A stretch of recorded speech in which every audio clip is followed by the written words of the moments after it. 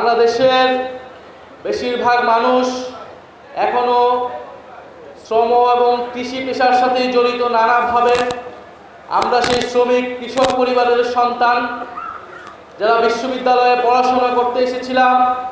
সেই বিশ্ববিদ্যালয়ে পড়াশোনা করতে এসেছি, আমরা দেখেছি ফ্যাসিবাদের নির্যাতন নিপীড়ন, এবং এই বিশ্ববিদ্যালয় থেকেই ছাত্র গণ অভ্যুত্থানের যখন সূচনা হয়, বাংলাদেশের গার্মেন্টস, বাংলাদেশের পরিবহন সেক্টর, বাংলাদেশের সকল শ্রমিক সেক্টরের শ্রমিকরা রাজপথে এসে ছাত্র শ্রমিক জনতার গণ অভ্যুত্থানকে সফল করেছিল 2024 সালে।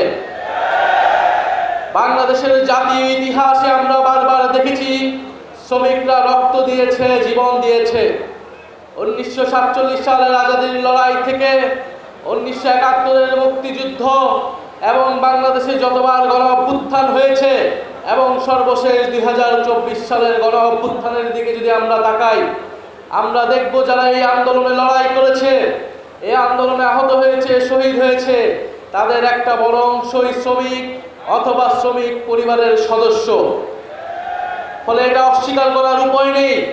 বাংলাদেশের অর্থনীতির ভরকেন্দ্র যেই শ্রমিকরা, বাংলাদেশের জাতীয় মুক্তির আন্দোলনেও সেই শ্রমিকরাই বারবার পথ দেখিয়েছে, বারবার বাংলাদেশকে মুক্তি দিয়েছে, বাংলাদেশে নতুন স্বাধীনতার সূচনা করেছে।